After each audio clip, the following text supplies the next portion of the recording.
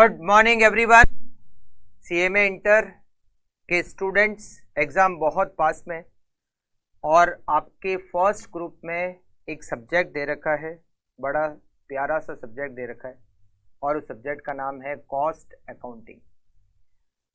बहुत सारे स्टूडेंट को इस सब्जेक्ट में बहुत सारी दिक्कत रहती है कि बहुत सारे चैप्टर्स है, कोर्स बहुत बड़ा है और बहुत सारे वैरायटी के क्वेश्चंस है, बहुत सारे फॉर्मूले हैं, तो ये सब्जेक्ट उनको थोड़ा सा भारी सब्जेक्ट लगता है। मगर मैं आपको बता दूं फ्रेंड्स कि ये सब्जेक्ट जो है बहुत ही इंटरेस्टिंग सब्जेक्ट है और इस सब्जेक्ट में सबसे अच्छी बात क्या है कि सब्जेक्ट में आप हाई स्कोर कर सकते हो, बहुत अच्छा स्कोर इस सब्जेक्ट में आप कर सकते हो। आज हम स्टार्ट करेंगे इस सब्जेक्ट का फास्ट ट्रैक रिवीजन। टोटल इस सब्जेक्ट में हमें 12 चैप्टर्स दे रखे। हम हर एक चैप्टर का रिवीजन करेंगे और हर चैप्टर में से कुछ क्वेश्चंस को भी सॉल्व करेंगे जिससे कि क्वेश्चंस की प्रैक्टिस भी हो जाए। अच्छा, जो क्वेश्चंस की हम प्रैक्टिस करेंगे वो इम्पोर्टेंट क्वेश्चंस होंगे, मतलब आपका जो पेपर बनने वाला है थोड़ा बहुत उसी टाइप के क्वेश्चंस जैसा बनने वाला है। तो बहुत अच्छे अच्छे क्वेश्चंस की प्रैक्टिस भी करेंगे और बहुत अच्छी तरीके से इस पूरे सब्जेक्ट का रिवीजन भी करेंगे, ठीक है। अच्छा, ये पूरे जो रिवीजन क्लास है, इसके जो नोट्स है वो आपको कहाँ से मिलेंगे? इसी क्लास के डिस्क्रिप्शन बॉक्स में आपको गूगल ड्राइव का लिंक दे रखा है। आप उस लिंक को ओपन करेंगे, आपको सारे नोट्स मिल जाएंगे। वो नोट्स आप डाउनलोड कर लीजिए और फिर आप इस रिवीजन क्लास को एंजॉय कीजिए, ठीक है। चलिए स्टार्ट करते हैं। सबसे पहले हम फर्स्ट चैप्टर से, टोटल 12 चैप्टर का हमारा ये सब्जेक्ट दे रखा है। 1 बाय 1 एक एक चैप्टर को हम अच्छी तरीके से रिवाइज करने वाले और बहुत अच्छे क्वेश्चंस को भी हम प्रैक्टिस करने वाले। सबसे पहला चैप्टर जिसका नाम है material cost.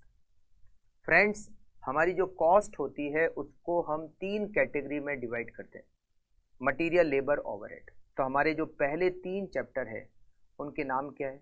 Material cost, labour cost और ओवरहेड। तो सबसे पहले हम रिवाइज करने वाले हैं मटेरियल कॉस्ट चैप्टर को।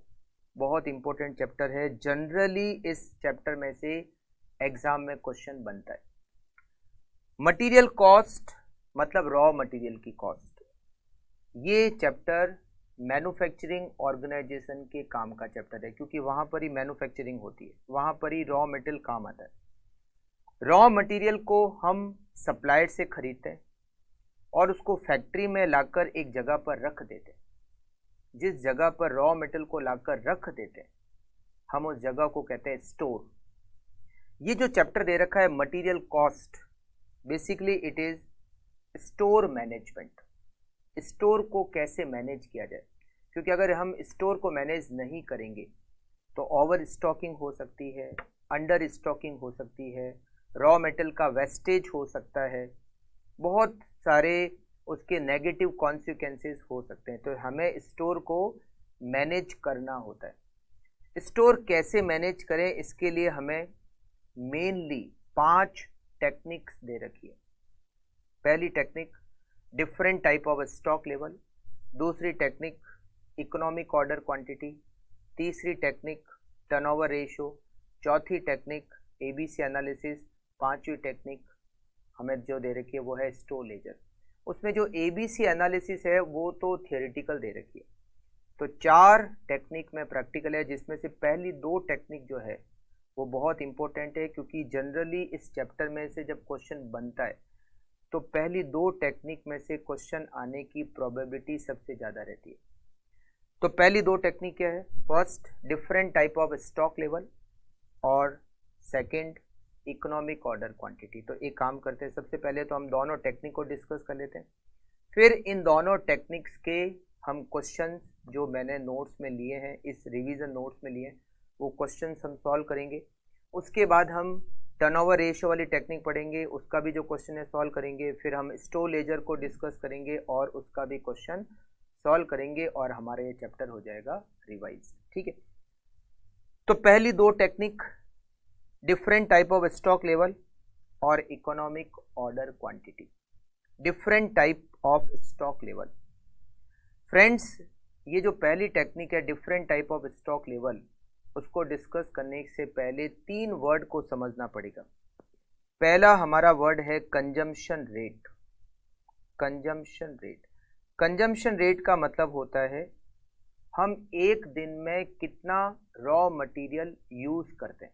एक दिन में कितना रॉ मटेरियल यूज करते हैं, हम उसको क्या कहते हैं, कंजम्पशन रेट। कंजम्पशन रेट तीन तरह की हो सकती है, maximum consumption rate, average consumption rate और minimum consumption rate. Maximum consumption rate का मतलब है हम एक दिन में ज़्यादा से ज़्यादा कितना रॉ मटेरियल कंज्यूम करते हैं। एवरेज कंजम्पशन रेट का मतलब है कि हम एक दिन में नॉर्मली कितना रॉ मटेरियल यूज़ करते हैं। और मिनिमम कंजम्पशन रेट का मतलब है हम कम से कम एक दिन में कितना मटेरियल यूज़ करते हैं।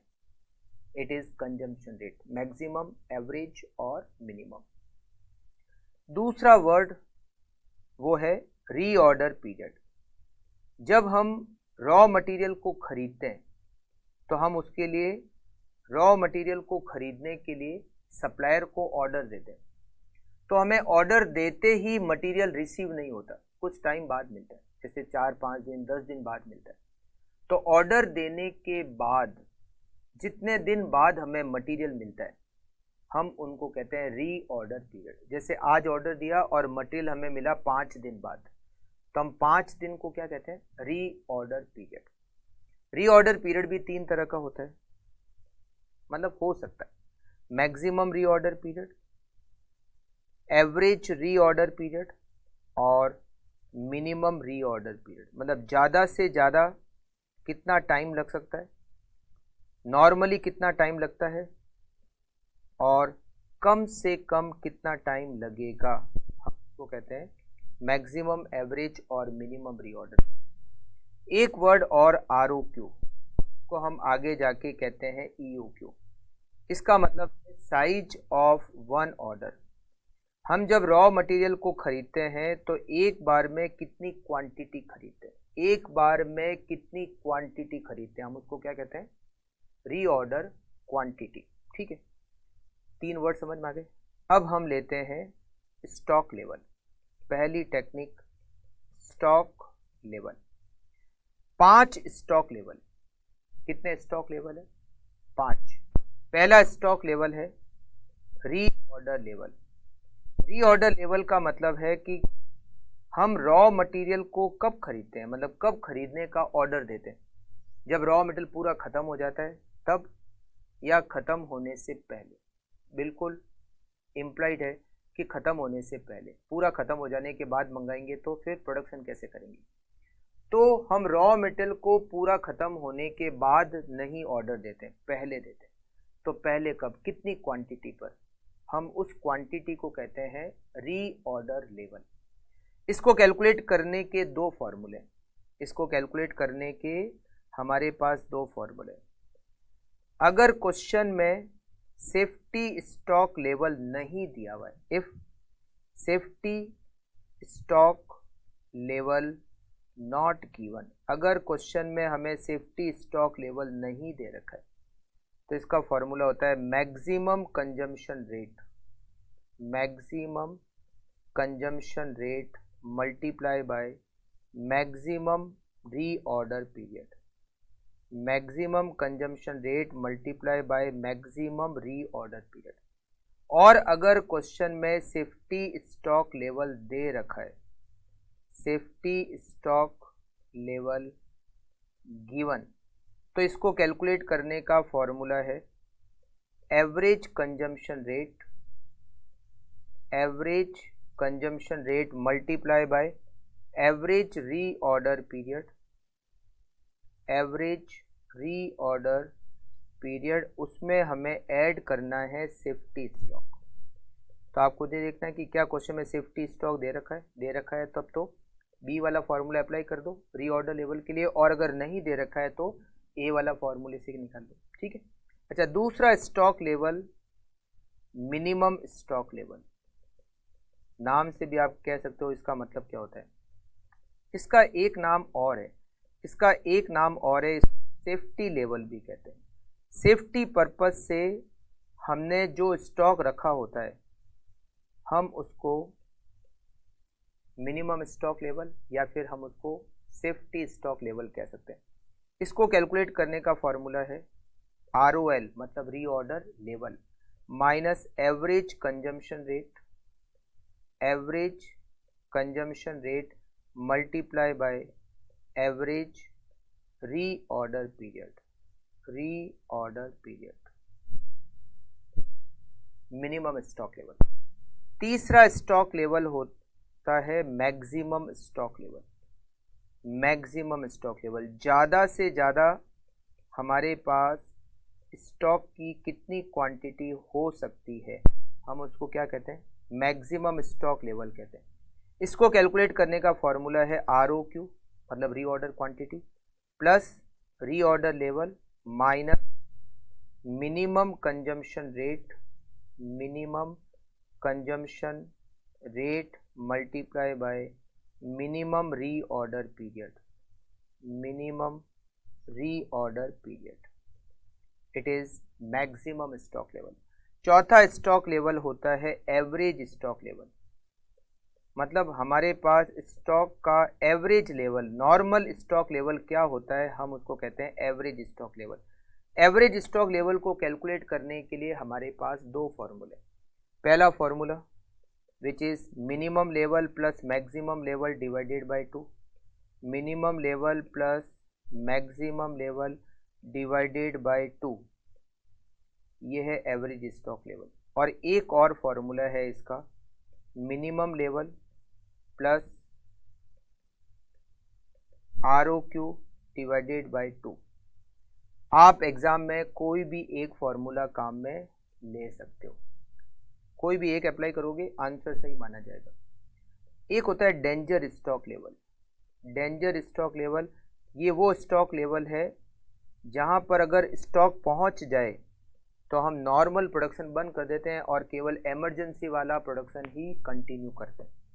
इसको कैलकुलेट करने का फॉर्मूला है average consumption rate multiply by reorder period for emergency purchase, reorder period for emergency purchase. तो 5 स्टॉक लेवल होते हैं, कौन कौन से, reorder level, minimum level, maximum level, average level, danger level. Minimum level अगर सेफ्टी स्टॉक लेवल नहीं दे रखा है तो maximum consumption rate into maximum reorder period. Safety stock level दे रखा है तो एवरेज इंटू एवरेज मतलब average consumption rate into average reorder period plus safety stock level. दूसरा स्टॉक लेवल मिनिमम लेवल जिसका फॉर्मूला है ROL minus average into average मतलब average consumption rate into average reorder period. तीसरा stock level है maximum stock level जिसका formula होता है ROQ plus ROL minus minimum into minimum. और चौथा stock level average stock level जिसके दो फॉर्मूले हैं, पहला फॉर्मूला है minimum level plus maximum level divided by 2 और दूसरा फॉर्मूला है minimum level plus ROQ divided by 2। Danger stock level जिसका फॉर्मूला है average consumption rate multiply by reorder period for emergency purchase. 5 stock level. अच्छा, दूसरी technique, ये तो हो गई पहली टेक्निक स्टोर मैनेजमेंट की, पहली टेक्निक स्टॉक लेवल। दूसरी टेक्निक है EOQ economic order quantity, EOQ economic order quantity. जब हम ऑर्डर प्लेस करते हैं, जब हम मटेरियल को खरीदते हैं तो मटेरियल से रिलेटेड दो खर्चे लगते हैं। एक खर्चा जिसको हम कहते हैं ऑर्डरिंग कॉस्ट, दूसरा खर्चा जिसको हम कहते हैं स्टोरेज कॉस्ट या फिर उसको कह सकते हैं कैरिंग कॉस्ट। ऑर्डरिंग कॉस्ट का खर्चा वो होता है जो पर ऑर्डर लगता है, मतलब हर ऑर्डर देने पर एक खर्चा लगता है जिसको हम क्या कहते हैं ऑर्डरिंग कॉस्ट। और कैरिंग कॉस्ट का मतलब होता है कि जब हम रॉ मटेरियल को खरीदकर स्टोर में लाके रखते हैं तो स्टोरेज का खर्चा लगता है जिसमें ब्याज का खर्चा, वेस्टेज है ना, और भी इंश्योरेंस प्रीमियम वगैरह, स्टोरेज मटेरियल का जो स्टॉक होता है उसका इंश्योरेंस कराना होता है तो उसकी इंश्योरेंस प्रीमियम, उन सबको हम क्या कहते हैं स्टोरेज कॉस्ट। तो दो खर्चे लगते हैं, एक ऑर्डरिंग कॉस्ट और एक कैरिंग कॉस्ट। EOQ का मतलब है वो ऑर्डर साइज जहां पर हमारी टोटल कॉस्ट मिनिमम होगी, जहां पर हमारी टोटल कॉस्ट मिनिमम होगी उस ऑर्डर साइज को हम क्या कहते हैं, EOQ, इकोनॉमिक ऑर्डर क्वांटिटी। इसको कैलकुलेट करने का फॉर्मूला है EOQ equals to √2AB divided by C। इसमें A का मतलब होता है annual requirement of raw material, हमें एक साल में जो रॉ मटेरियल चाहिए उसको कहते हैं A, annual requirement of raw material. B का मतलब होता है ordering cost per order, ordering cost per order.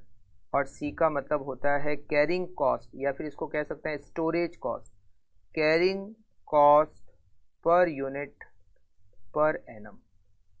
It is EOQ, वो ऑर्डर साइज जहां पर हमारी टोटल कॉस्ट मिनिमम होती है, इसलिए इसका नाम है इकोनॉमिक ऑर्डर क्वांटिटी। ठीक है, अच्छा ये A कैसे निकालते हैं, annual requirement of raw material, इसको कैसे कैलकुलेट करते हैं? या तो ये सीधा सीधा क्वेश्चन में दे रखा होता है, गिवन होता है, और या फिर एक और तरीका है, हमें एक साल का प्रोडक्शन दे रखा है कि हमें जैसे दे रखा है एक साल में हमें 1 लाख यूनिट का प्रोडक्शन करना है, और एक यूनिट बनाने में मान लो दे रखा है 3 किलो रॉ मटेरियल काम आता है, तो 1 लाख यूनिट एनुअल प्रोडक्शन, एक यूनिट बनाने में 3 kg raw material, it means annual requirement of raw material is 3 lakh kg। इस तरह से हम A निकाल सकते हैं। ठीक है, अच्छा B, ये जो ऑर्डरिंग कॉस्ट पर ऑर्डर है ये तो हमें क्वेश्चन में डायरेक्टली दे ही रखी होती है। अच्छा C कैसे निकालते हैं, मतलब carrying cost per unit per annum, या तो ये हमें क्वेश्चन में डायरेक्टली दे रखी होती है, और या फिर कैरिंग कॉस्ट बहुत बार परसेंटेज में दे रखी होती है, कैरिंग कॉस्ट इक्वल्स टू 10%। तो कैसे निकालेंगे, ये हमें चाहिए पर यूनिट पर एनम, तो वहां पर हमें रॉ मटेरियल की परचेज प्राइस दे रखी होगी, परचेज प्राइस को परसेंटेज ऑफ कैरिंग कॉस्ट से मल्टीप्लाई कर लो। जैसे मान लो दे रखा है कि हमारी जो परचेज प्राइस है वो है 40 रुपये और कैरिंग कॉस्ट है 10%, तो 40 रुपये का 10% 4 रुपये हमारी carrying cost per unit per annum. ठीक है, अच्छा इसमें एक चीज और कैलकुलेट की जाती है, वो है टोटल एनुअल इन्वेंट्री कॉस्ट। क्या कैलकुलेट की जाती है, टोटल एनुअल इन्वेंट्री कॉस्ट। ये कैसे निकालते हैं, इसमें 3 कॉस्ट को हम इंक्लूड करते हैं। पहली कॉस्ट होती है परचेज कॉस्ट, जिसको कैलकुलेट करने का फॉर्मूला है A multiply by purchase price, it is purchase cost. दूसरी कॉस्ट होती है इसमें ऑर्डरिंग कॉस्ट, ऑर्डरिंग कॉस्ट को कैलकुलेट करने का फॉर्मूला है A divided by EOQ multiply by B। ये हो गई हमारी ordering cost, A divided by EOQ multiply by B। और तीसरी कॉस्ट होती है इसमें कैरिंग कॉस्ट, कैरिंग कॉस्ट का फॉर्मूला होता है EOQ divide by 2 multiply by C। ये हो गई हमारी कैरिंग कॉस्ट, और ये तीनों मिलकर हो गई हमारी टोटल कॉस्ट। ठीक है, तो लेवल 5 लेवल और EOQ। अब हम इनके क्वेश्चन सॉल्व करते हैं। देखिए आप नोट्स में देखेंगे question number 1, messrs PQR limited is the manufacturer of a special product, the following are the detail of their operation during 2017-18। Average monthly demand, हर महीने 7500 यूनिट की रिक्वायरमेंट होती है, तो एक साल में 7500 multiply by 12, annual requirement is 90,000। ये हो गया हमारा A। Ordering cost per order, इसको हम कहते हैं B। कैरिंग कॉस्ट हमें दे रखी है 10%, तो मैंने आपको बताया था परचेज प्राइस से मल्टीप्लाई कर लो। नेक्स्ट आपको परचेज प्राइस ही दे रखी है, मतलब कॉस्ट पर यूनिट का मतलब परचेज प्राइस, तो C कैसा आएगा, 60 का 10%, ये हो गया 6। फिर हमें नॉर्मल यूसेज, यूसेज का मतलब होता है कंजम्पशन, नॉर्मल कंजम्पशन की रेट दे रखी है, मिनिमम कंजम्पशन की रेट दे रखी है, मैक्सिमम कंजम्पशन की रेट दे रखी है। फिर हमें लीड टाइम, लीड टाइम का मतलब होता है रीऑर्डर पीरियड, लीड टाइम का मतलब होता है रीऑर्डर पीरियड। रीऑर्डर पीरियड दे रखा है 5 to 8। इसमें जो 5 है ना ये है मिनिमम, ये जो 8 है ना ये है मैक्सिमम। तो एवरेज कैसे निकालोगे, 5 और 8 का एवरेज करोगे तो ये हो जाएगा 6.5 एवरेज रीऑर्डर पीरियड। तो reorder period minimum average maximum तीनों दे रखे, कंजम्पशन मिनिमम मैक्सिमम और एवरेज तीनों दे रखे, और EOQ निकालने की भी सारी डिटेल दे रखी है। सबसे पहले कहते हैं ROQ मतलब EOQ निकालो। तो ई ओ क्यू कैसे निकालेंगे, E O Q equals to under root 2ab divided by C. बहुत फास्ट सॉल्व करेंगे, बहुत ज़्यादा ऐसे प्रॉपर तरीके से हम सॉल्व नहीं, फटाफट से सॉल्व करेंगे, ठीक है। Under root 2ab divided by C, तो हो जाएगा 2 multiply by 90,000 multiply by 500 B divided by 6 rupees C. तो कितना हो जाएगा 2 multiply by 90,000 into 500 divided by 6, इसका अंडर रूट करेंगे तो ये होगा 3873 यूनिट्स। फिर हमें कैलकुलेट करना है रीऑर्डर लेवल। रीऑर्डर लेवल का फॉर्मूला यहाँ पर maximum into maximum consumption rate हमें दे रखी है 700, maximum reorder period 8 equals to 6000 unit, it is ROL। तीसरा हमें कैलकुलेट करना है मिनिमम लेवल। मिनिमम लेवल को कैलकुलेट करने का फॉर्मूला क्या होता है, ROL 6000 minus average into average. Average consumption rate, ये जो नॉर्मल यूसेज दे रखी है वो एवरेज ही है। एवरेज कंजम्पशन रेट हमें दे रखी है 500 और एवरेज रीऑर्डर पीरियड हमारा 6.5 equal to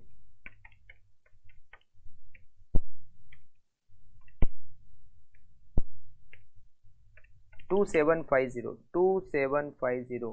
fourth maximum level equals to, maximum level का फॉर्मूला होता है ROQ जो हमने कैलकुलेट किया 3873 प्लस ROL जो हमने कैलकुलेट किया 6000 माइनस मिनिमम कंजम्पशन रेट जो दे रखी है यहाँ पर 250 multiply by minimum reorder period जो यहाँ पर है 5 equals to 3873 plus 6000 minus 1250 equals to 8623 maximum level. और लास्ट हमें कैलकुलेट करना है एवरेज लेवल। एवरेज लेवल का फॉर्मूला है minimum level plus maximum level divided by 2। Minimum level हमने कैलकुलेट किया 2750, मैक्सिमम लेवल हमने कैलकुलेट किया 8623 divided by 2। 2750 plus 8623 divided by 2 equals to 5687 units. अच्छा, दूसरा वाला फॉर्मूला भी आप लगा सकते हो, उसको भी सही माना जाएगा। सेकेंड क्वेश्चन यहाँ पर हमने रखा है नैतिक limited produce a product which has a weekly demand of 2500 unit. एक प्रोडक्ट बनाते हैं जिसकी वीकली डिमांड मतलब आउटपुट हर वीक का 2500 यूनिट है। हर यूनिट बनाने में 5 किलो रॉ मेटेरियल की रिक्वायरमेंट होती है। तो ए निकाल सकते हैं कैसे, 2500 यूनिट हर वीक में बनाते हैं इंटू 52, इतना साल में बनाते हैं। और हर यूनिट को बनाने में 5 किलो रॉ मेटेरियल की ज़रूरत पड़ती है। तो साल में रॉ मेटेरियल कितना चाहिए, 2500 इंटू 52, ये तो हम एक साल में प्रोडक्शन करेंगे। और हर यूनिट को बनाने में 5 किलो रॉ मेटेरियल चाहिए, तो annual requirement of raw material 6,50,000 kg। Material is purchase at ₹104 per unit, purchase price दे रखिए। ऑर्डरिंग कॉस्ट ₹200 पर ऑर्डर, ये हमें बी दे रखा है 200 रुपये। और कैरिंग कॉस्ट 10% किसका, परचेज प्राइस का, 104 रुपये का 10% होता है 10 रुपये 40 पैसे। हमें सबसे पहले पॉइंट में EOQ कैलकुलेट करना है, equals to 2 multiply by 6,50,000 multiply by 200 divided by 10.40। 2 multiply by 6,50,000 multiply by 200 divided by 10.4, इसका करेंगे अंडर, ये आएगा 5000 दो EOQ, ठीक है। अब second, should the company accept an offer of 3% discount by the supplier if we want to supply the annual requirement of material in 5 equal installment? एक company हमें ऑफर दे रही है कि हम आपको 3% का डिस्काउंट देंगे अगर आप हमसे मटेरियल खरीदो 5 इक्वल इंस्टॉलमेंट में। देखो, हमें एक साल में कितना रॉ मटेरियल खरीदना है, हमें एक साल में रॉ मटेरियल की रिक्वायरमेंट है 6,50,000 kg। वो सप्लायर कहता है कि आप हमसे पूरे साल भर का मेटल 5 बराबर किस्तों में खरीद लो। तो एक बार में कितना, 6,50,000 डिवाइडेड बाई 5, 1,30,000 kg, 1,30,000 kg, ऐसे करके 5 बार में खरीदो। मगर हमने क्या EOQ निकाला 5,000 किलो, हम कैसे खरीदने वाले हैं, 5-5 हज़ार करके खरीदने वाले, जबकि वो कह रहा है 31 करके खरीद लो। अगर ऐसा करोगे तो मैं तुम्हें 3% का डिस्काउंट दूंगा। हमें बताना है कि क्या सप्लायर का ऑफर एक्सेप्ट करना चाहिए, ऐसे केस में हमें क्या करना होता है, हमें टोटल एनुअल कॉस्ट पता करनी होती है, टोटल एनुअल इन्वेंट्री कॉस्ट।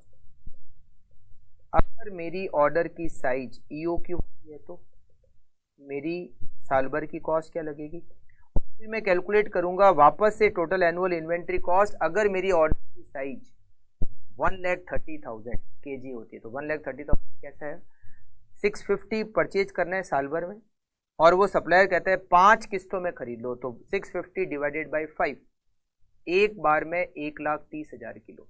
तो वो कहता है आप 1,30 करके खरीदो, मतलब ऑर्डर की साइज 1,30 करो, और हम कहते हैं ऑर्डर की साइज 5,000 किलो। तो दोनों पे टोटल कॉस्ट निकाल, टोटल कॉस्ट का मतलब मैंने आपको क्या बताया, purchase cost, ordering cost, carrying cost. सबसे पहले परचेज कॉस्ट, परचेज कॉस्ट को कैलकुलेट करने का फॉर्मूला है A मल्टीप्लाई परचेज प्राइस। ए कितना, ए का मतलब एनुअल रिक्वायरमेंट ऑफ मटेरियल कितना, 6.5 लाख, हमारी परचेज प्राइस है 104, 6,50,000 multiply by 104, it is 6,76 lakh, 6,76 lakh. Then ordering cost, ordering cost का फॉर्मूला क्या है, A divided by EOQ multiply by B। A हमारा हो गया 6,50,000, EOQ हमारा 5,000 और B है हमारा 200 रुपये, equals to 6,50,000 divide by 5,000 into 26,000 हमारी ऑर्डरिंग कॉस्ट है। और कैरिंग कॉस्ट का फॉर्मूला मैंने आपको बताया, EOQ divide by 2 multiply by C। EOQ कितना 5,000 है, divide by 2 multiply by C कितना, C है 10 रुपये 40 पैसे, 10 रुपये 40 पैसे, तो 2,500 इंटू 10 रुपये 40 पैसे, इट इज़ 26,000। और इससे हमें टोटल एनुअल कॉस्ट मिल जाएगी EOQ पर 6,76 लाख प्लस 52,000, 6,76 लाख 52,000, ये हमारी टोटल एनुअल इन्वेंट्री कॉस्ट आ गई। अब अगर मैं सप्लायर का ऑफर एक्सेप्ट करता हूं तो मेरी टोटल एनुअल इन्वेंट्री कॉस्ट कितनी होगी, टोटल एनुअल इन्वेंट्री कॉस्ट अगर मेरी ऑर्डर की साइज 1,30,000 kg होती है तो 1,30,000 कैसा है, 650 5 बार में खरीदना है तो एक बार 130। परचेज कॉस्ट कितनी होती है, परचेज कॉस्ट का फॉर्मूला क्या, A into purchase price. A है 6,50,000। अच्छा, परचेज प्राइस अब कम लगेगी क्योंकि डिस्काउंट दे रहा है। अभी परचेज प्राइस क्या है 104 में से माइनस करूंगा मैं 3% का डिस्काउंट, तो परचेज प्राइस मेरी हो जाएगी 100 रुपये 88 पैसे, 100.88, ये मेरी परचेज कॉस्ट हो जाएगी। 6,50,000 मल्टीप्लाई बाय 100.88, 6,55,72,000, 655,72। उसके बाद ऑर्डरिंग कॉस्ट का फॉर्मूला क्या है, A divided by EOQ into B। अब EOQ नहीं लेना है, EOQ की जगह अब क्या लेना है 1,30,000, तो 6,50,000 डिवाइडेड बाय 1,30,000 इंटू 200 रुपये, तो ऑर्डरिंग कॉस्ट होगी 1,000 रुपये। फिर कैरिंग कॉस्ट का फॉर्मूला क्या है, EOQ divide by 2 multiply by C। EOQ की जगह लिखना है 1,30,000 divided by 2 multiply by C। अब यहाँ पर एक दिक्कत और है, ये मैंने जो C कैलकुलेट किया था, कैसे कैलकुलेट किया, 104 रुपये का 10%, मगर अब सप्लायर जो डिस्काउंट ऑफर दे रहा है तो प्राइस 104 रुपये नहीं लगेगी, अब क्या प्राइस हो जाएगी 100.88। तो अब जो 10% होगा वो 100.88 का होगा, 100.88 का 10% होता है 10.088, तो 1,30,000 डिवाइड बाई 2 मल्टीप्लाई बाई 10.088, तो ये होता है 6,55,720। और अब मेरी टोटल कॉस्ट कितनी आती है, 6,55,72,000 plus 1,000 rupees plus 655,720, total cost होती है 662,28,720।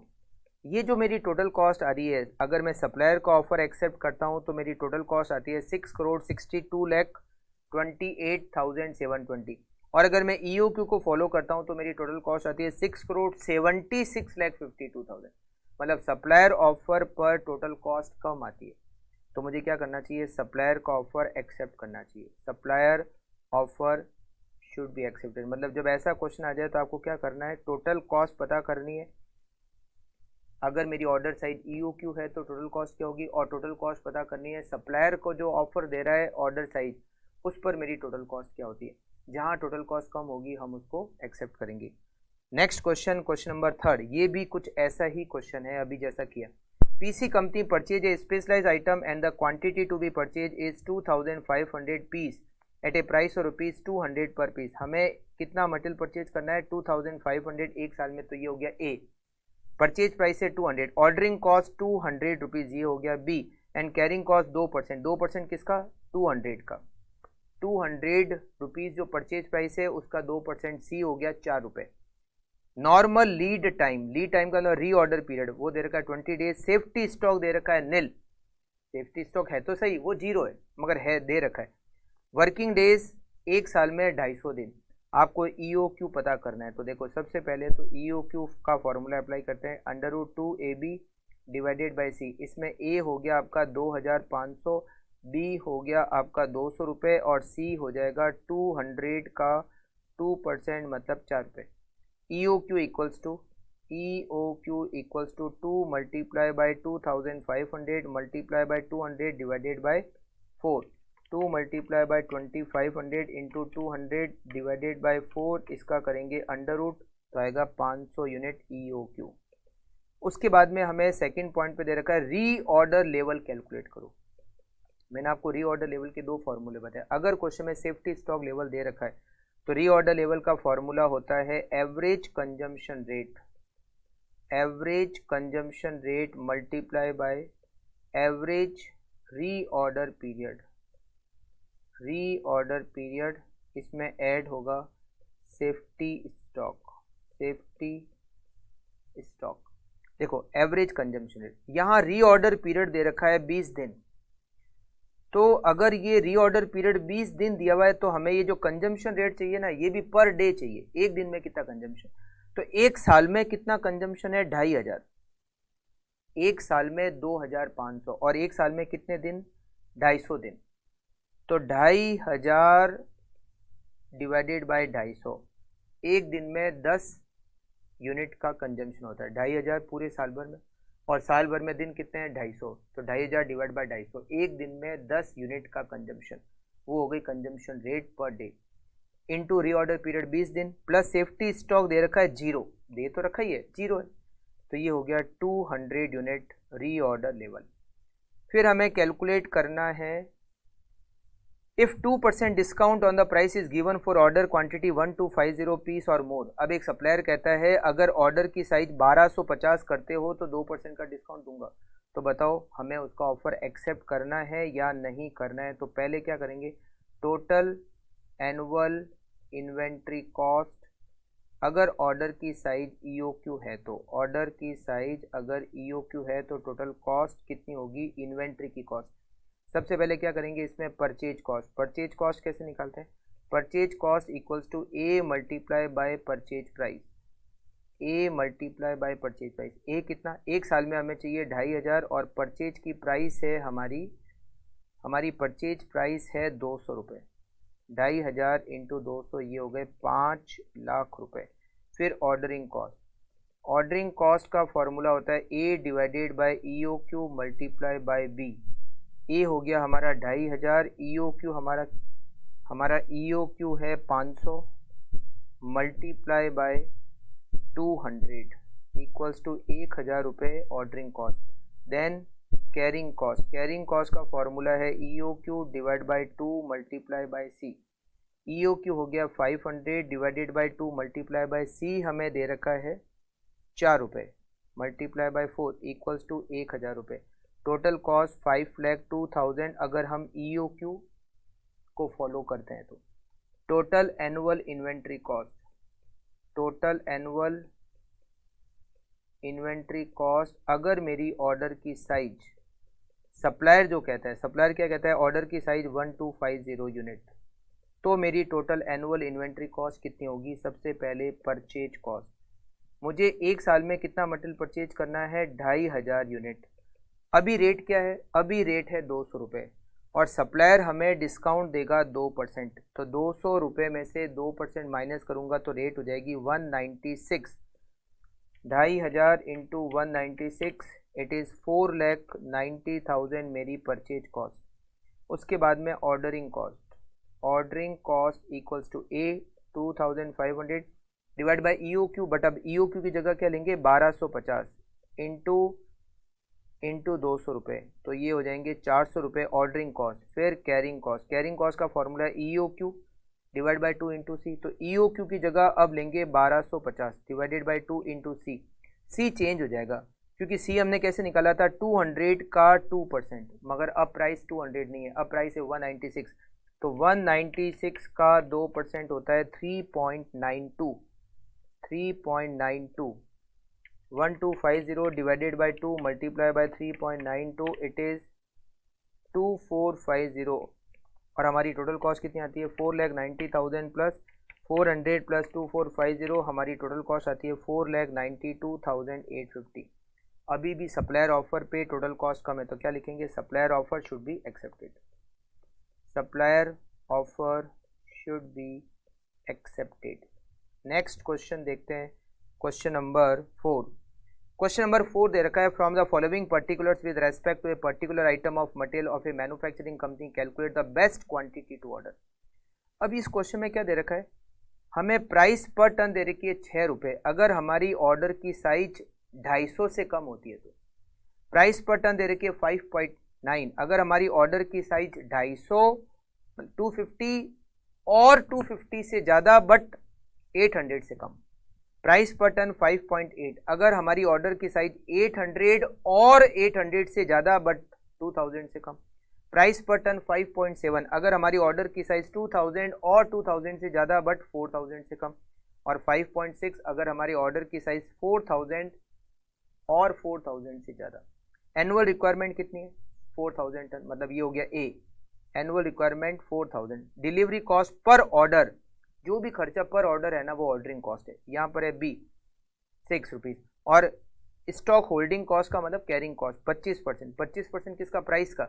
अब प्राइस तो यहाँ पर अलग अलग दे रखी है, 5 प्राइस दे रखी है, आपको बताना है बेस्ट क्वांटिटी ऑर्डर। ऐसे क्वेश्चन में आपको क्या करना है? EOQ नहीं निकालना है, क्या करना है आपको? ये जो 5 ऑफ प्राइस के ऑप्शन है ना, इन सब पर एक एक पर हमें टोटल कॉस्ट निकालनी है। टोटल कॉस्ट का मतलब purchase cost, ordering cost, carrying cost, और देखना है कि सबसे कम टोटल कॉस्ट जहां होगी वो बेस्ट ऑर्डर साइज हो जाएगी। कैसे? मैं आपको बताता हूँ कैसे 5 ऑर्डर साइज लेनी है। एक टेबल बनाते हैं, स्टेटमेंट शोइंग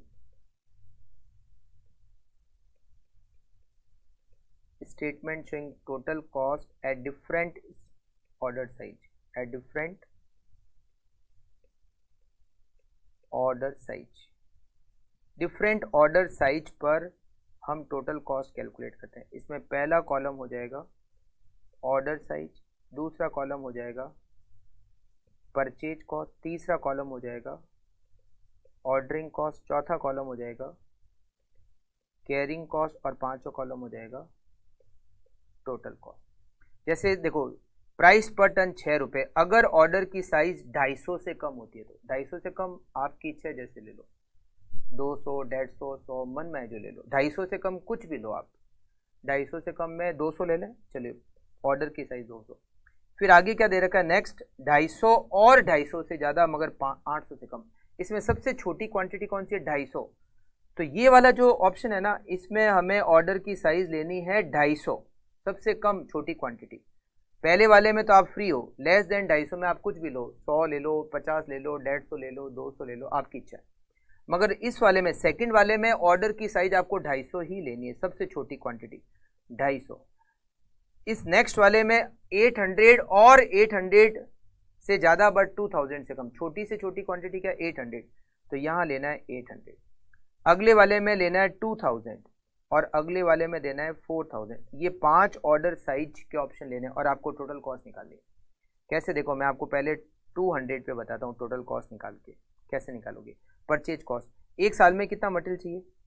4000 टन, और परचेज प्राइस अगर लेस देन 250 के ऑर्डर साइज पे परचेज प्राइस 6 रुपये होती है। 4000 इंटू 6 24,000 रुपये परचेज कॉस्ट।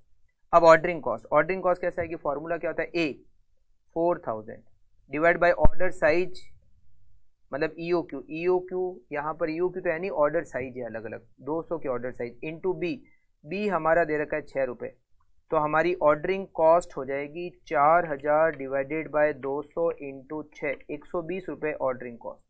अब कैरिंग कॉस्ट का फॉर्मूला क्या है, EOQ डिवाइड बाय 2 इंटू सी।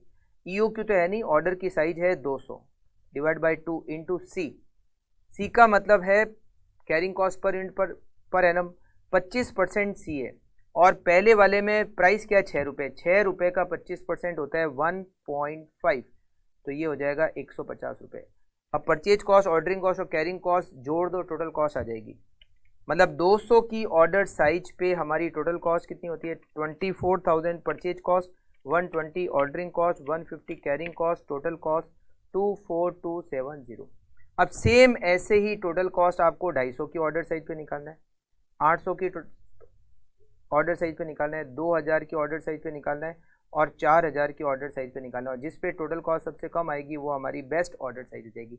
जैसे 250 पे देखो मटेरियल कितना खरीदना है 4000, और प्राइस अब क्या हो गई 5.9, ये हो जाएगा 23,600। Ordering cost 4000 divided by order की size 250 into 6 equals to 4000 divide by 250 into 6 equals to 96 rupees. Carrying cost 250 divided by 2 into price अब है 5 रुपये 90 पैसे, 5 रुपये 90 पैसे का 25% होता है 1.475, तो 250 divided by 2 into 1.475 it is 184, round figure में लिख देते हैं 184, तो 23,600 प्लस 96 प्लस 184, टोटल कॉस्ट 23,880। फिर अगर ऑर्डर की साइज 800 होती है तो 4000, अब रेट हो गई 5 रुपये 80 पैसे 5.8, और ये आएगा 23,200। Ordering cost 4000 divided by 800 multiply by 6 equals to 30 rupees. Carrying cost 800 divide by 2 into, अब प्राइस हो गई 5 रुपये 80 पैसे, उसका 25% होता है 1.45, 800 divided by 2 multiply by 1.45 it is 580 plus 30 plus 23,200, total cost 23,810। अब अगर ऑर्डर की साइज 2000 होती है तो 4000 multiply by 5.7, 4000 multiply by 5.7 equals to 22,800। 4000 divided by 2000 multiply by 6 equals to 12 रुपये। फिर 2000 divided by 2 multiply by carrying cost, अब प्राइस है 5.7, उसका 25% है 1.425 मल्टीप्लाई बाई 1000 करेंगे तो होगा 1425, और टोटल कॉस्ट कितनी आएगी 22,800 प्लस 12 रुपये प्लस 1425, टोटल कॉस्ट हो जाएगी 24,237। और अगर ऑर्डर की साइज 4000 होती है तो 4000 multiply by 5.6 equals to 22,400 purchase cost. 4000 divided by 4000 multiply by 6 equals to 6 rupees.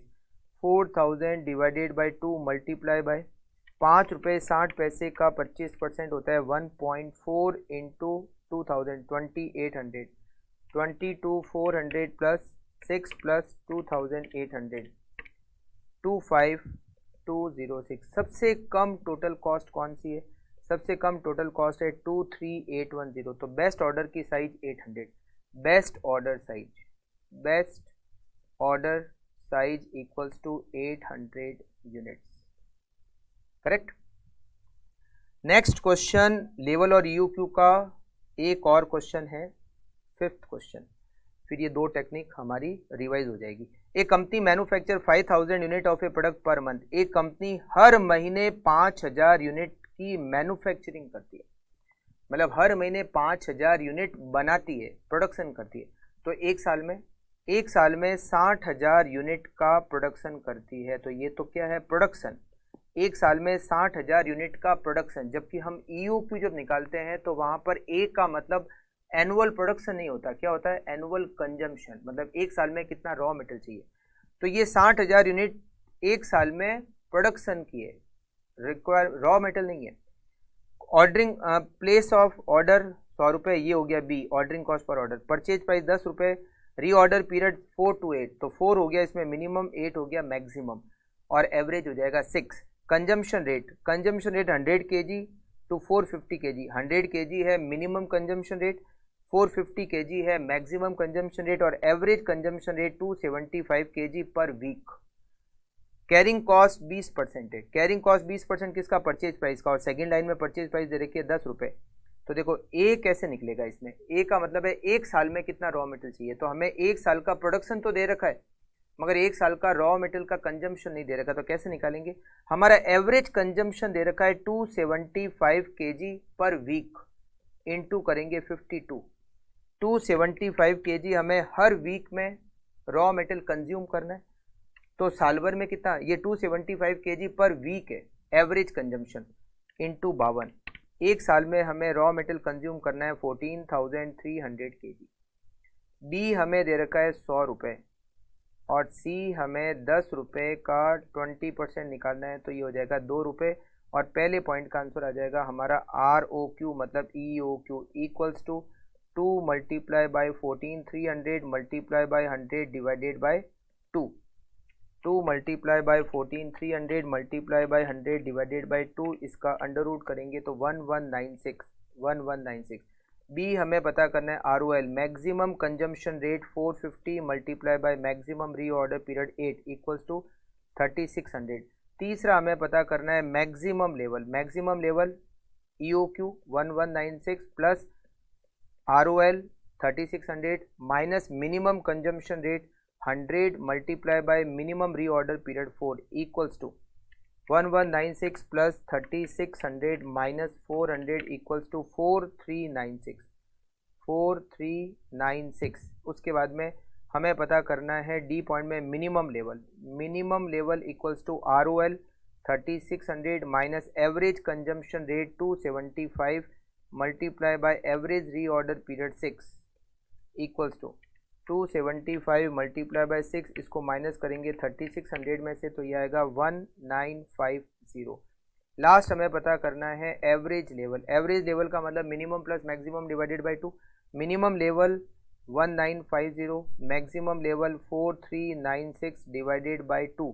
Second वाला फॉर्मूला भी आप यहाँ पर अप्लाई कर सकते हो, 1950 plus 4396 divided by 2 equals to 3173। Second number वाले फॉर्मूले से आंसर भले ही अलग आएगा बट आप कोई भी दोनों में से एक अप्लाई कर सकते हो। ये हमारा पहली 2 टेक्निक स्टोर मैनेजमेंट की कंप्लीट हो गई। अब हम तीसरी टेक्निक पढ़ते हैं, टर्नओवर रेशियो का मतलब होता है कि ये जो रॉ मेटेरियल होता है, कुछ रॉ मेटेरियल तो ऐसे होते हैं जो फास्ट मूविंग होते हैं, मतलब हम खरीदते हैं और फटाफट से कंज्यूम हो जाते हैं, बट कुछ रॉ मेटेरियल होते हैं जो स्लो मूविंग होते हैं, खरीदते हैं और धीरे धीरे कंज्यूम होते हैं। तो रॉ मेटेरियल फास्ट मूविंग है या स्लो मूविंग है, इसको पता करने के लिए हम टर्नओवर रेशियो कैलकुलेट करते हैं। टर्नओवर रेशियो को कैलकुलेट करने का फॉर्मूला, इसको कहते हैं स्टॉक टर्नओवर रेशियो या फिर कहते हैं inventory turnover ratio. Inventory turnover ratio को कैलकुलेट करने का फॉर्मूला है raw material consumed divided by average stock. Raw material consumed divided by average stock. अच्छा, रॉ मटेरियल कंज्यूम कैसे आता है? रॉ मटेरियल कंज्यूम्ड को कैलकुलेट करने के लिए क्या करना पड़ेगा, ओपनिंग स्टॉक में आपको परचेज को ऐड करना पड़ेगा और क्लोजिंग स्टॉक को लेस करना पड़ेगा, तो क्या मिल जाएगा, रॉ मटेरियल कंज्यूम मिल जाएगा। एवरेज स्टॉक कैसा आएगा, average stock equal to opening stock plus closing stock divided by 2। Opening stock plus closing stock divided by 2, it is average stock. ठीक है। अच्छा, इसके बाद में एक और कैलकुलेशन होती है यहाँ पर, स्टॉक होल्डिंग पीरियड। मतलब हम जब रॉ मटेरियल को खरीदते हैं तो वो कितने टाइम तक हमारे पास होल्ड रहता है, हम उसको कहते हैं स्टॉक होल्डिंग पीरियड। खरीदने और कंजम्पशन के बीच में कितना टाइम गैप रहता है। ये डेज में निकालना हो तो 365, मंथ में निकालना हो तो 12, वीक में निकालना हो तो 52 divided by stock turnover ratio. एक में निकालना होता है, जनरली कुछ नहीं दे रखा हो तो हम डेज में निकालते हैं, तो फॉर्मूला क्या हो जाएगा 365 divided by stock turnover ratio. एक क्वेश्चन लिया है हमने नोट्स में इसका, question number 6। The following details are provided by messrs SKU enterprises for the year ended 31 March 2018। Material M, material N, opening, closing और परचेज दिया हुआ है। आपको टर्नओवर रेशियो दोनों का पता करना है और कमेंट करना है। कमेंट में ये करना है कि कौन सा फास्ट मूविंग है। अच्छा, फास्ट मूविंग कौन सा होता है? जिसका स्टॉक टर्नओवर रेशियो हाई होता है। फास्ट मूविंग वो होता है जिसका स्टॉक टर्नओवर रेशियो हाई होता है। High turnover ratio, high turnover ratio and low holding period, जिसका स्टॉक टर्नओवर रेशियो ज़्यादा होता है और होल्डिंग पीरियड कम होता है, हम उसको क्या कहते हैं? Fast moving. और स्लो मूविंग कौन सा होता है? जिसका टर्नओवर रेशियो कम होता है और होल्डिंग पीरियड ज़्यादा होता है, उसको हम क्या कहते हैं? Slow moving material. ठीक है, चलिए देखते हैं। यहाँ पर सबसे पहले मटेरियल M और मटेरियल N दिया हुआ है, तो हम इसका स्टॉक टर्नओवर रेशियो निकालते हैं। सबसे पहले तो स्टॉक टर्नओवर रेशियो का फॉर्मूला लिखते हैं, material consumed divided by average stock.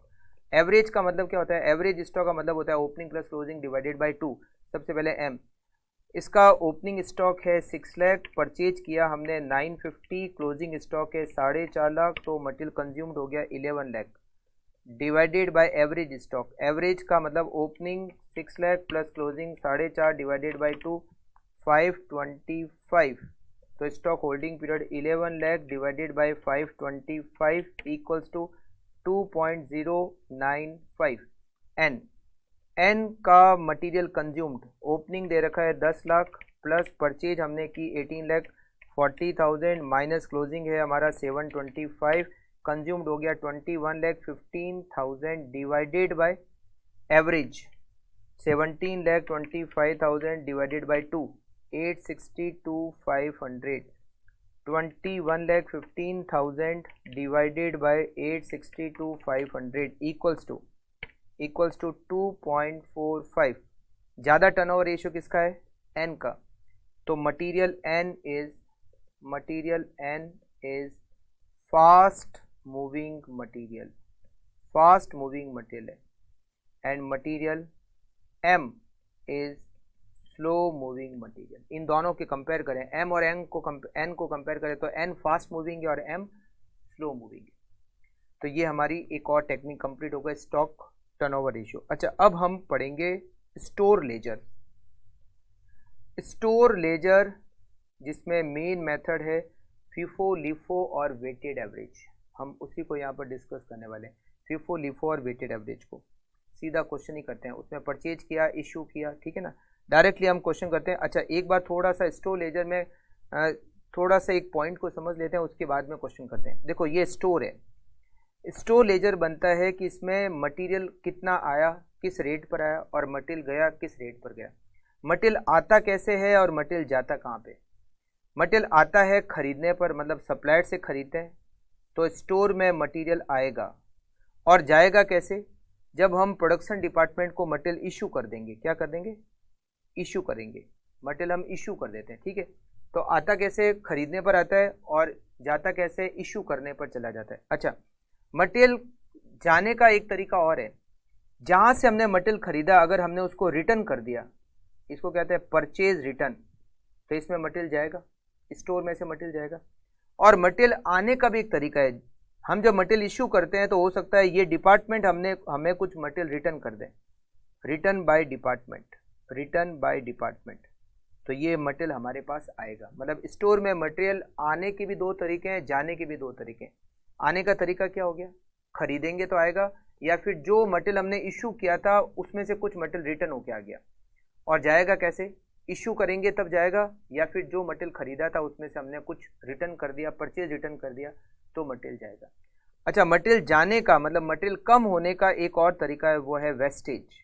अगर मटेरियल वेस्टेज हो गया तो भी मटेरियल कम हो जाएगा, मतलब स्टॉक कम हो जाएगा, ठीक है।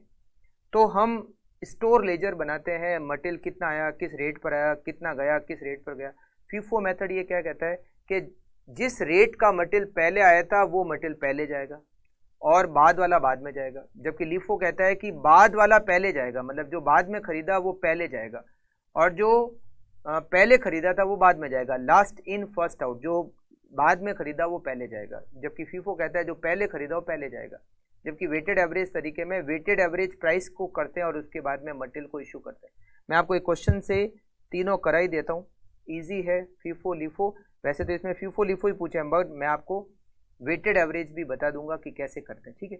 द फॉलोइंग इन्फॉर्मेशन, ये इस चैप्टर का लास्ट पॉइंट है, मतलब ये चैप्टर का रिवीजन हमारा कंप्लीट हो जाएगा। The following information is available relating to raw material movement in the month of material. Opening stock दे रखा है, फिर इश्यू किया, फिर रिसिप्ट मतलब रिसीव का मतलब परचेज किया, फिर रिटर्न टू स्टोर, स्टोर को रिटर्न किया, स्टोर को रिटर्न किया मतलब स्टोर को रिटर्न किया मतलब हमने जो मटेरियल इशू किया था उसमें से कुछ रिटर्न होके आ गया, मतलब ये एक तरह से स्टोर के लिए रिसिप्ट है। इशू किया, रिसिप्ट किया, इशू किया, आपको फीफो लिफो से स्टोर लेजर बनाना है और इन्वेंट्री टर्नओवर रेशियो पता करना है। ये कैसे पता करते हैं समझाता हूँ। सबसे पहले तो फीफो मेथड से करते हैं। स्टोर लेजर, स्टोर लेजर,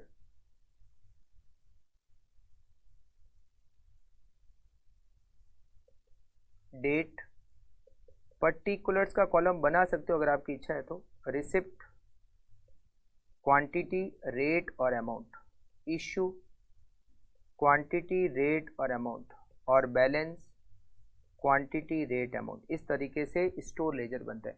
सबसे पहले फर्स्ट नवंबर हमारे पास ओपनिंग स्टॉक था। कितना ओपनिंग स्टॉक था? 500 यूनिट। तो हमारे पास पहले से 500 यूनिट थी। क्या रेट की? 200 रुपये की। अमाउंट हो गया 1,00,000 रुपये, ठीक है। फिर हमने 3 तारीख को इशू किया, 3 तारीख को हमने इशू किया 250 यूनिट, 250 यूनिट इशू की। तो दिखती बात है हमारे पास अभी 200 की रेट का मटेरियल है, इसी में से इशू करेंगे। 200 की रेट हमने चार्ज की, ये हो गए 50,000। तो 500 यूनिट में से 250 कम हो गए, तो ये पीछे बचे 250, रेट 200 और अमाउंट हो गया 50,000। अब 3 नवंबर के बाद 13 तारीख को हमने परचेज किया 200 यूनिट को परचेज किया। क्या रेट पे परचेज किया? 190 की रेट पे परचेज किया। ये हो गए 38,000। तो पहले से हमारे पास 250 यूनिट थी, 200 की रेट पे 50,000, और ये हमारे पास 200 यूनिट और आ गई 190 की रेट पर 38,000। ये हमारा इस दिन का स्टॉक 13 नवंबर का। 13 नवंबर के बाद 14 नवंबर को मटेरियल रिटर्न टू स्टोर, मतलब स्टोर में आया है। स्टोर में आया है कितना मटेरियल? 15 यूनिट आई है, और ये ओपनिंग रेट पर आई है। ओपनिंग रेट क्या थी? ओपनिंग स्टॉक की रेट 200, तो 15 इंटू 200, मतलब ओपनिंग में से जो मटेरियल हमने इशू किया था उसमें से रिटर्न हो गया है 3,000 रुपये। तो ओपनिंग में वापस जोड़ देंगे। ओपनिंग पहले से हमारे पास कितना पड़ा है? 250, इसमें वापस 15 जोड़ देंगे तो ये हो जाएगा 265। 200 की रेट 265 इंटू 200, मतलब ओपनिंग वाला जो मटेरियल हमने इशू किया था वो वापस आ गया कुछ, तो उसी में वापस ओपनिंग में ऐड कर दिया 53 और 200 190 38,000, ओपनिंग में ही वापस ऐड कर दिया। 14 नवंबर के बाद में 16 नवंबर को हमने 250 यूनिट इशू की। 16 नवंबर को हमने इशू की 250 यूनिट। किस में से करेंगे? फीफो मेथड कहता है पहले वाले 200 की रेट वाले में से करेंगे। 250 यूनिट इशू की 200 की रेट से 50,000, तो उसमें 15 यूनिट बच गई 200 की रेट से 3,000, और ये 200 यूनिट 190 की रेट से 38,000, ठीक है। 16 तारीख के बाद में 20 तारीख को हमने परचेज की 240 यूनिट। 20 तारीख को हमने परचेज की 240 यूनिट। क्या रेट से परचेज की? 195 की रेट से परचेज की। 240 यूनिट 195 की रेट से परचेज की, ये हो गए 46,800, 46,800। तो यहाँ स्टॉक में 15 यूनिट 200 की रेट की हमारे पास है, अमाउंट 3,000। फिर 200 यूनिट 190 की रेट से हमारे पास है 38,000, और ये हमने 240 यूनिट और परचेज की 195 की रेट से 46,800। 20 नवंबर के बाद में आता है 24 नवंबर, लास्ट हमने 290 यूनिट इशू की। 24 नवंबर को हमने इशू की 290 यूनिट। तो कैसे करेंगे? पहले 15 यूनिट इशू करो 200 की रेट से 3,000, फिर 200 यूनिट इशू करो 190 की रेट से 38,000, और बाकी बची हुई यूनिट 195 की रेट से इशू कर दो। तो 290 में से 15 माइनस करते हैं, 200 माइनस करते हैं, 75 यूनिट हम 195 की रेट से इशू करेंगे, मल्टीप्लाई बाय 195, इट इज़ 14625। तो इसका मतलब है, देखो ये तो ख़त्म हो गया 15 यूनिट, ये भी ख़त्म हो गया। इस 240 में से भी हमने 75 यूनिट इशू कर दी, तो पीछे बच गई 165 यूनिट 195 की रेट। 165 इंटू 195 अमाउंट हो गया 32175। ये बन गया हमारा स्टोर लेजर। अब इन्वेंट्री टर्नओवर रेशियो, अभी मैंने आपको बताया raw material consumed, inventory turnover ratio कैसे करते हैं, raw material consume divided by average stock. Average stock कैसे निकालेंगे, opening plus closing divide by 2। Opening stock हमारा कितने रुपए का, 1 लाख, ओपनिंग स्टॉक है 1 लाख का। क्लोजिंग स्टॉक हमारा कितना है, 32175 plus 32175 divided by 2, average stock हो गया 66087.5। अब ये कंज्यूम कैसे निकालोगे, बहुत सिंपल तरीका मैं आपको बताता हूँ। ये जो आप मटेरियल इशू कर रहे हो ना, ये कंज्यूम ही है, सबकी टोटल लगा दो। देखो सबसे पहले आपने इशू किया, उसका अमाउंट कितना है, 50,000। फिर आपने इशू किया, उसका अमाउंट कितना है, अगेन 50,000। फिर आपने इशू किया, उसका अमाउंट कितना है, ये अमाउंट है, ये तीनों है। तो प्लस 3000 प्लस 38,000 प्लस 14625। अब कुछ जो मटेरियल इशू किया था उसमें से कुछ रिटर्न भी हुआ है, ये देखो ये रिटर्न हुआ है। तो जो इशू किया उसमें से 3,000 रुपये का मटेरियल रिटर्न हो गया, तो ये माइनस कर देते हैं 3,000। तो मटेरियल टोटल जो इशू हुआ है ना, उसी को हम कहते हैं material consumed. 152,625 152,625 divided by 66087.5 equals to 2.309। It is inventory turnover ratio. अब हम इसको करते हैं लीफो मेथड से, स्टोर लेजर लीफो मेथड से, last in first out, last in first out, date, particulars, receipt, quantity, rate, amount, issue, quantity, rate, amount, और balance, quantity, rate, amount. Date सबसे पहले है 1 नवंबर, ओपनिंग स्टॉक कितना unit, 500 unit, rate 200, और ये हो गया 1 लाख।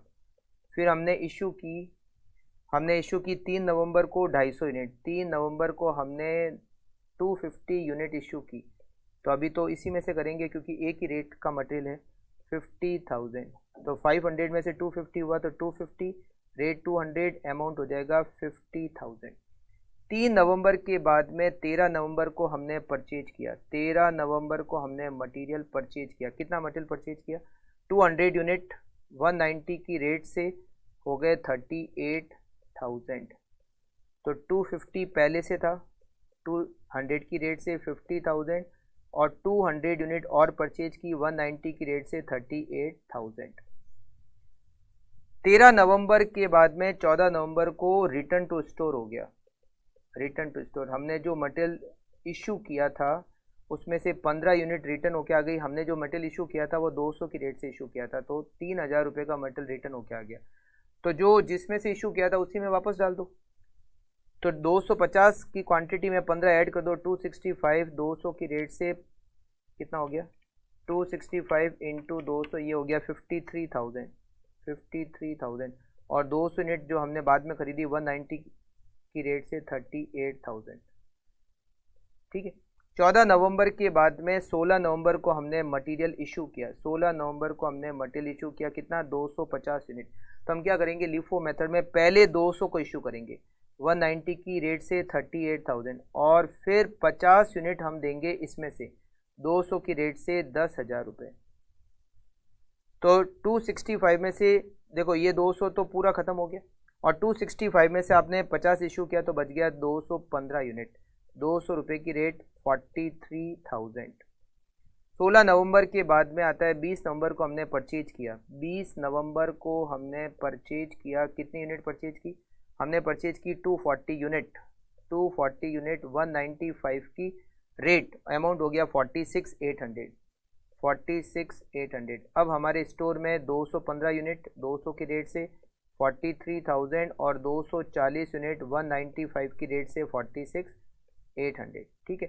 20 नवंबर के बाद लास्ट ट्रांजैक्शन है 24 नवंबर को हमने 290 यूनिट इशू की। 24 नवंबर को हमने इशू की 290 यूनिट। तो पहले क्या करेंगे, इस 240 यूनिट को इशू करेंगे, लास्ट में जो आई पहले उसको इशू करो 195 की रेट 46,800, और रिमेनिंग 50 यूनिट हम 200 की रेट से इशू करेंगे 10,000 रुपये। तो 215 यूनिट में से 50 यूनिट हमने इशू की तो बच गई 165 यूनिट, 200 रुपये की रेट, अमाउंट हो गया 33,000 रुपये। ये हो गया हमारा कौन सा मेथड, लिफो मेथड। अब इन्वेंट्री टर्नओवर रेशियो निकालना है तो inventory turnover ratio material consume divided by average stock. Average stock कैसे निकालोगे, opening plus closing divided by 2। Opening है 1 लाख प्लस क्लोजिंग है 33,000 divided by 2, it is 66,500 average stock. Raw material consume के लिए आप स्टोर इशू की टोटल करो 50,000, 50,000, ये हो गया 48,000 और ये हो गया आपका 56,800। इसमें से माइनस करना है जो मटेरियल इशू किया था उसमें से रिटर्न होके आ गया 3,000 का मटेरियल, तो 151,800 डिवाइडेड बाय 66,500 इक्वल्स टू 2.28। अगर इसी को, वैसे तो क्वेश्चन में पूछा नहीं है, अगर इसी को वेटेड एवरेज से करना हो तो स्टोर्स लेजर, अगर वेटेड एवरेज से करना हो तो कैसे करोगे, weighted average, date, particulars, receipt, quantity, rate, amount, issue, quantity, rate, amount और बैलेंस, क्वांटिटी, रेट, अमाउंट। सबसे पहले फर्स्ट नंबर को हमारे पास ओपनिंग स्टॉक है। ओपनिंग स्टॉक कितना है हमारे पास, 500 यूनिट ओपनिंग में है, 200 की रेट, ये हो गए 1 लाख रुपए। फिर हमने 3 नवंबर को 250 यूनिट इशू की। 3 नवंबर को हमने इशू की 250 यूनिट, तो इसको इशू करेंगे 200 की रेट से 50,000, ये बच जाएगा 200 यूनिट और ये हो जाएगा 50,000। फिर हमने 3 नवंबर के बाद में 13 नवंबर को परचेज किया। 13 नवंबर को हमने परचेज किया, कितनी यूनिट परचेज की हमने, 200 यूनिट परचेज की 190 की रेट से 38,000, 190 की रेट से 38,000। तो देखिए अब वेटेड एवरेज में क्या करते हैं, हमारे पास पहले से कितनी क्वांटिटी थी 250, हमने 200 क्वांटिटी और खरीदी तो टोटल क्वांटिटी हो गई 450। पहले जो 250 क्वांटिटी थी उसका अमाउंट कितना था 50,000, और ये जो नई 200 यूनिट खरीदी इसका अमाउंट कितना है 38, दोनों को ऐड कर दो 50,000 और 38,000, ये हो गए 88, टोटल अमाउंट हो गया 88, टोटल क्वांटिटी हो गई 450। अब 88 में 450 का डिवाइड करो तो एक रेट मिलेगी आपको 195.56, ये रेट आ गई। क्वांटिटी में क्वांटिटी ऐड कर दो और अमाउंट में अमाउंट ऐड करके नई रेट निकाल दो। 13 नवंबर के बाद 14 नवंबर को रिटर्न टू स्टोर, हमने जो मटेरियल इशू किया था उसमें से 15 यूनिट रिटर्न होके आ गई 200 की रेट से 3,000। अब ये मटेरियल और मिला है तो 450 और 15 ऐड करो तो 455 और 88,000 और 3,000 ऐड करो तो 91,000। 91,000 में डिवाइड करेंगे 455 का तो रेट आएगी 200 रुपये। 14 नवंबर के बाद में 16 नवंबर को हम मटेरियल इशू कर रहे हैं, कितनी यूनिट इशू कर रहे हैं 250 यूनिट इशू कर रहे हैं, तो 250 यूनिट जो इशू करेंगे ना उसकी रेट लिखेंगे 200 रुपये, अमाउंट आ जाएगा 50,000। क्या रेट से इशू मतलब क्या रेट लिखेंगे यहाँ पर, यहाँ रेट लिखेंगे हम, मगर यहाँ पर हमने ये 455 नहीं 465 है, यहाँ गलती कर दी, ये हो गया 91,000 और ये 465 है। 91,000 डिवाइड बाय 465, रेट आएगी 195.698 मतलब 70, ठीक है। 250 यूनिट इश्यू की तो क्या रेट लिखोगे आप, यहाँ रेट लिखोगे 195.70, 250 मल्टीप्लाई बाय 195.7 इक्वल्स टू ये होगा 48925। अब जब इशू किया है ना तो इस क्वांटिटी में से ये क्वांटिटी कम कर दो, 465 माइनस 250 कम करोगे तो ये होगा 215, और इस अमाउंट में से ये अमाउंट कम कर दो, मतलब इश्यू में क्वांटिटी में से क्वांटिटी कम करनी है, अमाउंट में से अमाउंट कम करना है, और खरीदते समय क्वांटिटी में क्वांटिटी जोड़नी है, अमाउंट में अमाउंट ऐड करना है। तो 91,000 minus 48,925 equals to 42075 divided by 215 195.70 195.7। ठीक है। 16 नवंबर के बाद में 20 नवंबर को हमने मटेरियल परचेज किया। कितना मटेरियल परचेज किया? 240 यूनिट्स परचेज की, 195 की रेट और अमाउंट हो गया इसका 46,800। अब हम क्या करेंगे, जो पहले क्वांटिटी थी उसमें ये क्वांटिटी ऐड कर दो, तो ये हो जाएगी 455 और जो अमाउंट है पहले से उसमें ये अमाउंट ऐड कर दो। परचेज किया ना, तो अमाउंट में अमाउंट ऐड करना है और क्वांटिटी में क्वांटिटी ऐड करनी है। 42075 प्लस 46,800, तो ये होगा 888,875। करेक्ट, 888,875।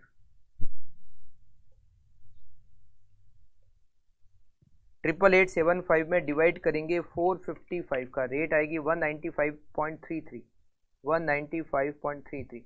20 तारीख के बाद में 24 तारीख को हमने मटेरियल इशू किया। कितना मटेरियल इशू किया? हमने मटेरियल इशू किया है 290 और इसकी रेट क्या लगाएंगे? 195.33, ये जो रेट है। तो 290 मल्टीप्लाई बाय 195.33, 290 मल्टीप्लाई बाय 195.33, 56646। तो क्या होगा? 455 में से 290 माइनस करेंगे तो क्वांटिटी बचेगी 165। 88,875 में से माइनस करेंगे 56646, तो अमाउंट बचेगा 3,229 डिवाइडेड बाय 165, रेट होगी 195.33 और ये store ledger as per weighted average method. Inventory turnover ratio निकालना है, तो inventory turnover ratio equals to, पहले तो एवरेज स्टॉक निकालते हैं। Opening 1 lakh plus closing 32229 divided by 2, average stock हो गया 66,115 राउंड फिगर करके। अच्छा, कंज्यूम कितना होगा? 50,000 प्लस 48,925 प्लस 56646 माइनस 3000, इश्यू वाला जो रिटर्न किया 152,152,571 डिवाइडेड बाय 66,115, इट इज 2.31। तो मेन इस चैप्टर में level EOQ 5 level, reorder level, minimum level, maximum level, average level, danger level, minimum level, ये 5 लेवल के फॉर्मूले, ईओक्यू का फॉर्मूला, फिर टर्नओवर रेशियो का फॉर्मूला और ये स्टोर लेजर। ये इंपॉर्टेंट टॉपिक है जिसके हमने कुछ क्वेश्चन प्रैक्टिस भी किए। ठीक है, एक बार फटाफट से फॉर्मूले को आप रिवाइज कर लीजिए, फिर आज की रिवीजन क्लास हम यहीं पर एंड करते हैं। रीऑर्डर लेवल का फॉर्मूला, अगर इस सेफ्टी स्टॉक लेवल नहीं दे रखा हो तो maximum into maximum, safety stock level दे रखा है तो average into average plus safety. उसके बाद में मिनिमम लेवल का formula ROL minus average into average. उसके बाद में मैक्सिमम लेवल का formula ROQ plus ROL minus minimum into minimum, मतलब minimum consumption rate into minimum reorder period. उसके बाद में एवरेज लेवल का formula minimum level plus maximum level divided by 2 या फिर minimum level plus ROQ divided by 2। Danger level का formula average consumption rate multiply by reorder period for emergency purchase. EOQ को calculate करने का formula √2AB divided by C। इसमें A का मतलब annual requirement of raw material, B का मतलब ordering cost per order और C का मतलब storage cost per unit per annum या फिर carrying cost per unit per annum. Total annual inventory cost का मतलब होता है purchase cost plus ordering cost plus carrying cost. Purchase cost equals to A multiply by purchase price, ordering cost का formula A divided by EOQ multiply by B और carrying cost per annum का formula होता है EOQ divide by 2 multiply by C। ठीक है, इसके बाद में टर्नओवर रेशियो का फॉर्मूला होता है raw material consume divided by average stock. जिस मटेरियल का टर्नओवर रेशियो ज़्यादा होता है मतलब वो फास्ट मूविंग है और जिसका कम होता है वो स्लो मूविंग है। फिर स्टोर लेजर हमने पढ़े कि स्टोर लेजर में क्या होता है। ठीक है, तो यहाँ पर आज हमारी रिवीजन क्लास खत्म हो गई। मटेरियल चैप्टर इंपॉर्टेंट है, आप इसको फटाफट से पूरा अच्छी तरीके से रिवाइज कर लेना। ठीक है, मिलते हैं next class. Okay, thank you, take care.